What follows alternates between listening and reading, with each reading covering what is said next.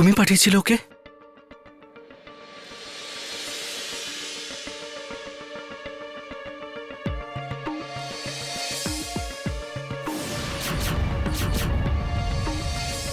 তোমার সাহস হলো কি করে এখানে আসার? মাথায় রক্ত চড়ে যাচ্ছে তোমাকে দেখে। চলে যাও এখান থেকে। I say get out of here. যদি আমার সাহস হতে পারে তোর সামনে আসার, তাহলে ওর দোষটা কোথায়? আরতি সেটাই করেছিল যেটা আমি ওকে বলেছিলাম। বল বেদান্ত, তোর যা ইচ্ছে বল আমাকে। ইচ্ছে তো করছে, কিন্তু কি করব? তুমি তো আমার দিদি। আজ তোকে আমি সেই স্বাধীনতাটাও দিচ্ছি, কিন্তু কিছু বলার আগে সেই মুহূর্তটা একবার মনে কর। সন্ধ্যা চলে যাওয়ার পর তুই বেঁচে থাকতেও মরে গেছিলি। আরতিকে তোর ইমোশন নিয়ে খেলা করার জন্য পাঠাইনি আমি বেদান্ত, তোকে সামলানোর জন্য পাঠিয়েছিলাম। মনে আছে সেই দিনটা, যেদিন তুই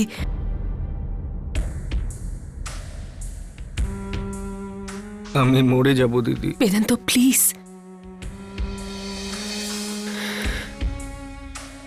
আমি সন্ধ্যাকে ছাড়া বাঁচতে পারবো না দিদি। কেন আমাকে বাঁচিয়ে রাখতে চাইছো? বেদান্ত না না দিদি,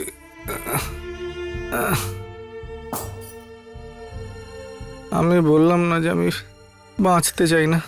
আমাকে মরে যেতে দাও প্লিজ।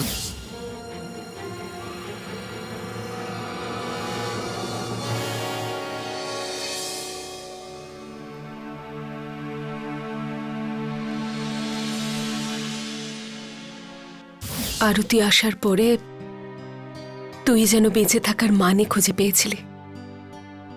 আমি আরো একবার তোর চোখে বেঁচে থাকার আশা দেখেছিলাম।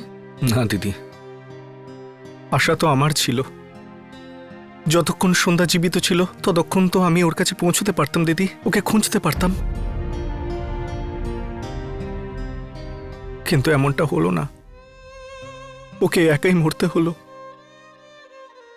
ওর শেষ দিনেও আমি ওর কাছে পৌঁছতে পারলাম এই না। সিদ্ধান্তটা আমার বা তোর ছিল না বেদান্ত, সন্ধ্যার ছিল। আমি খুব ভালো করে জানতাম যে তুই যতই চেষ্টা কর না কেন তুই সন্ধ্যার কাছে পৌঁছতে পারবি না। কিন্তু এটাও জানতাম যে যে আরতির জন্যে সন্ধ্যা তোর কাছে চিরকাল বেঁচে থাকবে। আর এই মেয়েটাও এটাই চেষ্টা করেছিল,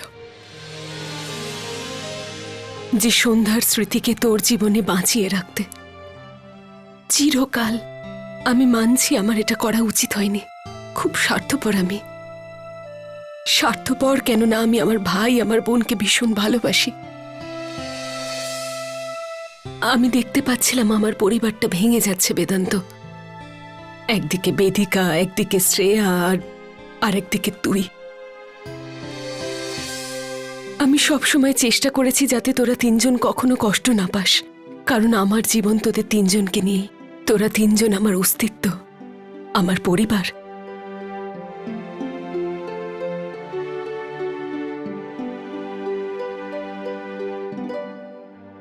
বাস দিদি, বাস।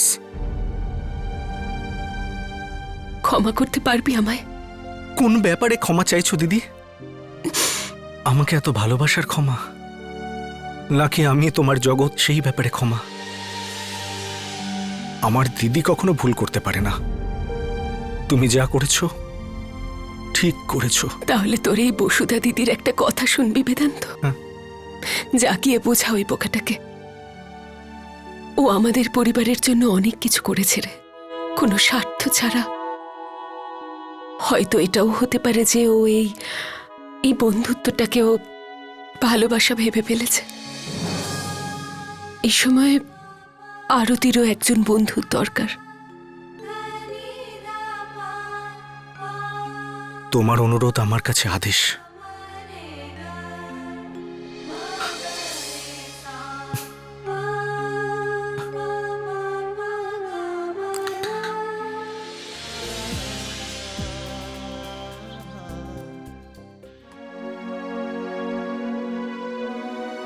তুই চিন্তা করিস না সন্ধ্যা,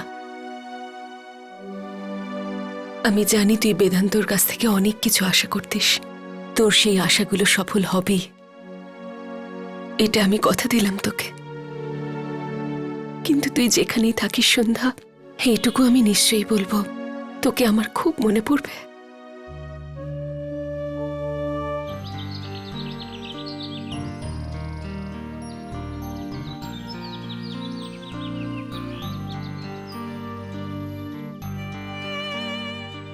বেদান্ত, আই এম সরি।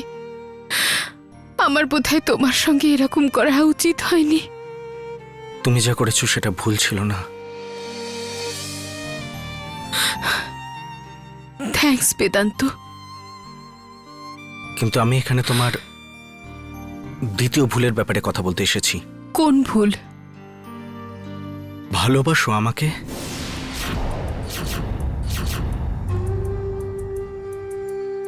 ছাড়ো, তুমি তোমার ব্যাপারে কিছু বলো বা না বলো, আমি আমার ব্যাপারে বলতে এসেছি।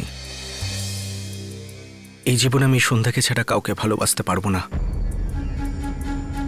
আর এই মুহূর্তে আমার সবচেয়ে প্রয়োজন একজন বন্ধুর। তো বলো, হবে আমার বন্ধু?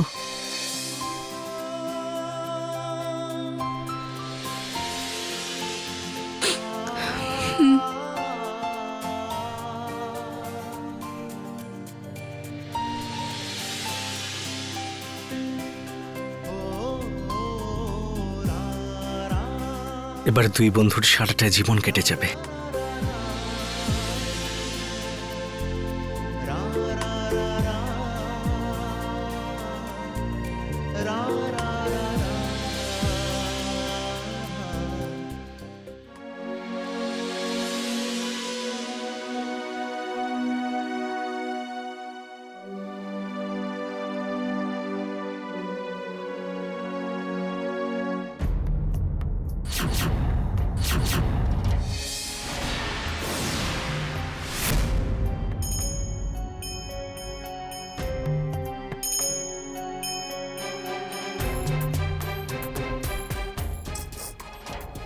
ঠাকুমা,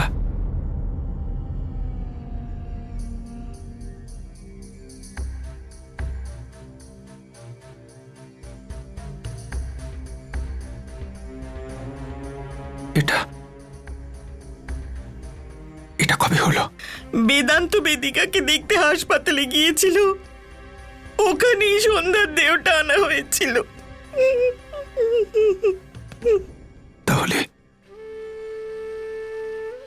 সন্ধ্যার শেষ দিনগুলোতে কেউ ছিল না, ও ওই সময় কাউকে সঙ্গে রাখতে চায়নি। বেদান্ত আর বসুধা কোথায়? বেদান্ত আর বসুধা সন্ধ্যার অস্থি ভাসাতে গেছে। শ্রেয়া, ওর শরীর আরো খারাপ হয়ে যাচ্ছে, ও নিজের ঘর থেকে একেবারেই বেরোচ্ছে না। শ্রেয়া, তুই বোকামি করছিস। আমার কথা শোন না, ডক্টরের কাছে চল। নয়না, তুই কেন বুঝতে পারছিস না?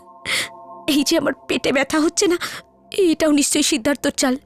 ও চাই আমি এই বাড়ি থেকে, এই পৃথিবী থেকে চলে যাই। সিদ্ধার্থ, সিদ্ধার্থ, সিদ্ধার্থ, শ্রেয়া, সিদ্ধার্থ। সিদ্ধার্থ এখানে নেই। দেখ, তোর এই ব্যথার সম্পর্ক তোর বাচ্চার সাথে না হয়, আর আমার সেটাই ভয়। প্লিজ আমার কথা মেনে নে আর ডক্টরের কাছে চল।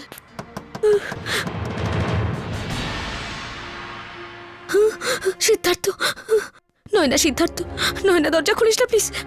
নয়না, তুই দরজা খুলিস না, ও আমাকে মেরে ফেলবে। নয়না প্লিজ, দরজা খুলিস না প্লিজ। শ্রেয়া, শ্রেয়া, দরজাটা খোলো, তোমার সাথে আমার কথা বলার আছে। এটা সুশান্তর গলা বলে মনে হচ্ছে আমার। সে যেই হোক না কেন, তুই পুরো দরজা খুলিস না, ওকে ভেতরে আসতে দিস না।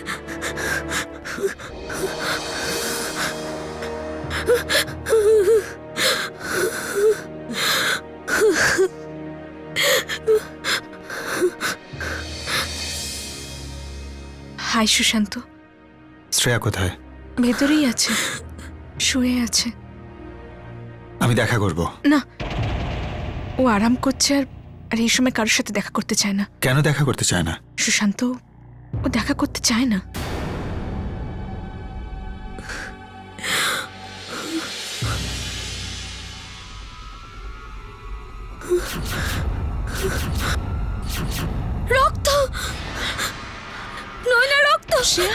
আমার বাচ্চা, নয়না, কি হলো শ্রেয়া?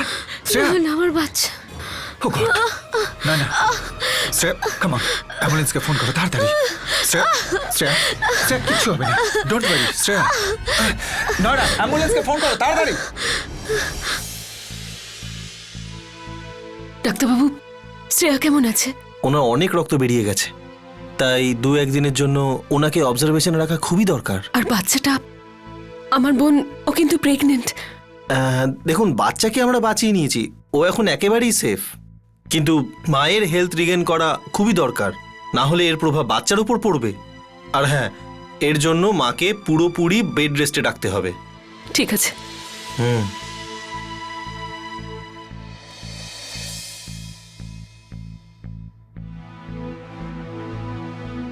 থ্যাংক গড বাচ্চাটা বেঁচে গেছে। তোমাদের ব্যাপার স্যাপার আমি কিছু বুঝতে পারি না। কেউ বেঁচে গেলেই তোমরা নিশ্চিন্ত হয়ে যাও, কিন্তু যে দুর্ঘটনা ঘটতে চলেছে সেটাকে আটকাও না কেন? সুশান্ত, আমি দেখো বসুধা, অনেকদিন পরে ফিরেছি তো, তাই তোমার সাথে বিতর্কে জড়াতে চাই না। তুমি যেভাবে সমস্যার মধ্যে জড়িয়ে থাকো দেখে আমার কষ্ট হয়। আমি মানছি সন্ধ্যার সঙ্গে যা হয়েছে তাতে কারোর কিচ্ছু করার ছিল না, কিন্তু এখন শ্রেয়ার সঙ্গে যেটা হচ্ছে সেটা আমাকে অন্তত তুমি বলতে পারতে। কি বলতাম শ্রেয়ার ব্যাপারে তোমাকে আমি? ঠিক বলেছ, সত্যিটাকে তুমি বলতে পারো না, কিন্তু লুকোতে খুব ভালো পারো। কিন্তু বসুধা প্লিজ, যতটুকু তুমি বলতে পারো সেটুকু তো বলো, যাতে আগামী কোনো দুর্ঘটনাকে আটকাতে পারি আমি। একবার শ্রেয়ার অবস্থাটা দেখো, না জানি কত কিছু ঘটে গেছে ওর ওপর দিয়ে। গত কয়েকদিনে শ্রেয়া জানতে পেরে গেছিল যে বাবার মৃত্যুর পিছনে সিদ্ধার্থর হাত ছিল। আর সিদ্ধার্থর প্রথম স্ত্রী নয়না, যে কিনা নাতাশা সেজে শ্রেয়ার জীবনে এসেছিল, নয়নাও সিদ্ধার্থর বিরুদ্ধে চলে গেছিল। শ্রেয়া আর নয়না একজোট হয়ে গেল আর রাগের মাথায় সিদ্ধার্থকে মেরে ফেলার চেষ্টা করেছিল, কিন্তু সিদ্ধার্থ বেঁচে গেল। এখন সিদ্ধার্থই ওদের জীবনে বিভীষিকা হয়ে দাঁড়িয়েছে। বসুধা, এত কিছু হওয়ার পর পুলিশকে কেন বলনি? বিক্রমের সাহায্য নাওনি কেন? বিক্রমের কোনো ইন্টারেস্ট নেই সুশান্ত, ও এখন নিজের ব্যাপারেই মুশকুল। বিক্রম একজন পুলিশ অফিসার, কোনো প্রাইভেট অফিসের ক্লার্ক নয় যে নিজের খেয়াল খুশি মতো কাজ করবে। আমি গিয়ে কথা বলছি ওর সঙ্গে, দেখিও কি করে অ্যাকশন না নেয়।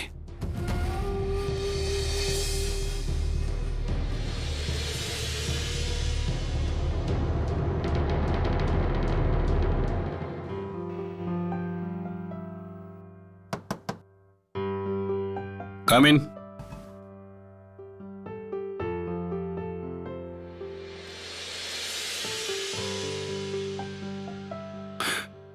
আরে সুশান্ত, তুমি এসো, বসো না। কবে এলে তুমি ব্যাঙ্গালোর থেকে? যবে থেকে তুমি দায়িত্বহীন হয়েছ। আমার দায়িত্বহীনতার খবর ব্যাঙ্গালোরেও পৌঁছে গেছে। নিজের পরিবারের খবর পৃথিবীর যে কোনো প্রান্তে থেকেই জানতে পারা যায়। তোমাকে পরিবারের একজন ভেবে আমি ভুল করেছিলাম। এখানে ফিরে এসে বাড়ির আর শ্রেয়া নয়নার যে অবস্থা দেখলাম তাতে তুমি কি করছিলে? আমার ভুলটা ভেঙে গেল। সিদ্ধার্থ ওদের জীবনটাকে শেষ করছে, আর তুমি এখানে আরাম করে হাত গুটিয়ে বসে আছো। শ্রেয়ার কথা বলো না সুশান্ত। শ্রেয়ার প্রথম কেসটার জন্যই তুমি বসুধার থেকে আর আমি বেদিকার থেকে দূরে সরে গেলাম। অনেক দিন তুমি বসুধার মতে চলেছো। সুশান্ত, এবার বসুধার জীবনকে তোমার নিজের মতো করে চালাতে হবে, যাতে ওর জীবনে আনন্দ আসতে পারে। দেখো, আমি তোমার সঙ্গে এখানে শ্রেয়ার কেস নিয়ে কথা বলতে এসেছি। শ্রেয়ার কেস? শ্রেয়ার কেসটা শ্রেয়ার কম আর বসুধার বেশি হয়ে গেছে। বসুধা তোমাকে বললো যে তুমি ব্যাঙ্গালোরে চলে যাও, তো তুমি চুপচাপ চলে গেলে নিজের জীবনের থেকে দূরে। ও আমাকেও বেদিকা থেকে দূরে রেখেছে। বেদিকার গর্ভে আমার সন্তান আছে, যাকে আমার পরিচয় দেবো বলে আমি অপেক্ষা করে আছি। সুশান্ত, আমার তো মনে হয় তোমারও এবার বসুধার উপর তোমার অধিকার ফলানো উচিত, ভালোবাসা প্রকাশ করা উচিত। দেখো বিক্রম, তুমি যে কথাগুলো বললে আমার সম্পর্কেই বললে, কিন্তু ক্ষমা করো, তুমি এখানে ডিউটি করার বদলে আমাকে পার্সোনাল লাইফের কমপ্লেক্সিটি নিয়ে কেন বোঝাচ্ছ? পার্সোনাল লাইফের অধিকার নেই যে কারো প্রফেশনে বা কর্তব্যে দখল দেয়। আর তুমি এখানে তোমার পার্সোনাল লাইফের সমস্যাগুলোকে প্রফেশনাল লাইফে টেনে আনছো। এই অধিকার তো তোমাকে কখনো দেব না এসিপি। যাও, তোমার কর্তব্য পালন করো, নিজের ডিউটি বাস্তবায়িত করো। আর তোমার যদি এতে আমার কোনো সাহায্য লাগে, আমি সবসময় সঙ্গে আছি। আমি তোমার সাহায্য চাই সুশান্ত।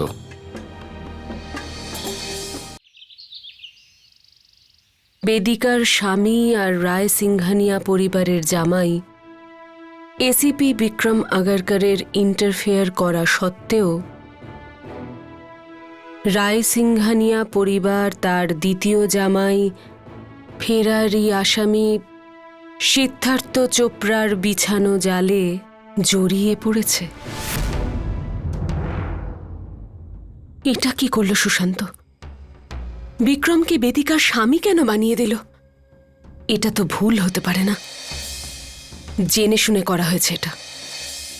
এখন কি সবাইকে আমি বলে বেড়াবো যে এটা ভুল? সুশান্ত, তুমি আবার একটা নতুন অশান্তি সৃষ্টি করে দিলে। বেশ লজ্জার ব্যাপার এটা যে আপনি নিজের স্বার্থ রক্ষা করার জন্য রায় সিংঘানিয়া পরিবারের কোনো হেল্পই করছেন না। সেটা কারণ জানতে পারি? শ্রেয়া রায় সিংঘানিয়া, যার হাজবেন্ড আপনার কাস্টাডি থেকে পালিয়ে গেছে, রায় সিংঘানিয়া পরিবারে আতঙ্কের সৃষ্টি হয়েছে আর আপনি এর বিরুদ্ধে কোনো স্টেপই নিতে চাইছেন না। আর এখন অব্দি এই কেসের কোনো ফাইল হয়নি, এর কি মানে দাঁড়ায়? আর আমাদের সামনে আপনি চুপ করে আছেন। তার মানে আপনি মুখ খুলতে চাইছেন না আর কোনো দায়ও নিতে চাইছেন না? কিছু তো বলুন sir. Please sir, please sir, please sir, please sir, কিছু বলুন স্যার। আমাদের স্যার কিছু বলবেন না, প্লিজ স্যার, প্লিজ কিছু বলুন স্যার। আমি আপনাদের একটা নয় সব কটা প্রশ্নের উত্তর দেব, কিন্তু এখানে নয়, অন্য কোথাও, যেখানে আমি চাই যে পুরো মিডিয়া উপস্থিত থাকুক। কোথায়?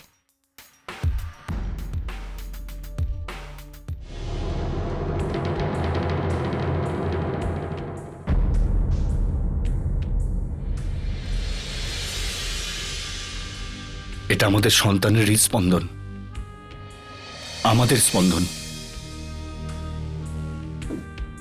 কিন্তু ওর তোমার প্রতি অনেক অভিযোগ আছে বেদিকা। ও বলছে যে মা আমার সঙ্গে কথা বলে না। অন্তত পক্ষে ওর জন্য তো ফিরে এসো।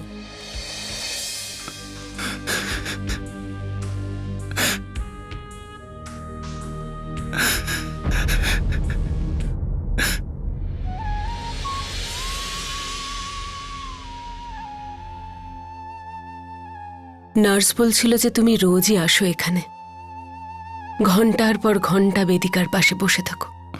জানি না বসুধা, ও আমার সঙ্গে ঝগড়া করতো না ভালোবাসতো, কিন্তু আমার তো সবকিছু বেদিকাই ছিল। এই যে আমি ওর থেকে দূরে চলে যেতে চাইছিলাম, আবার ঘুরে তো ওর কাছেই ফিরে আসছিলাম। মনে মনে এটাই প্রার্থনা করতাম যে আমার মেয়ে হোক, একদম বেদিকার মতো হোক। আমার বেদিকার উপর কোনো অভিযোগ নেই বসুধা, কোনো অভিযোগ নেই। আমি জানি যে তুমি আমার কোনো কথা বিশ্বাসই করবে না। এই জন্য আমি এখানে তখনই আসি যখন তুমি আমার আসার খবর জানতে পারবে না। কিন্তু আমি জানতে পেরেছি যে কেউ আছে যে বেদিকাকে আমার থেকেও বেশি ভালোবাসে।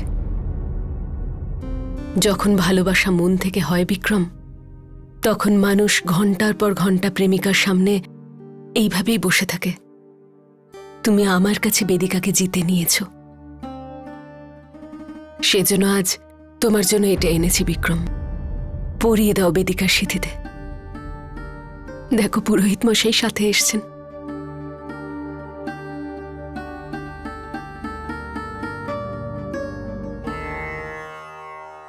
विघ्नेश्वराय वरदान सुर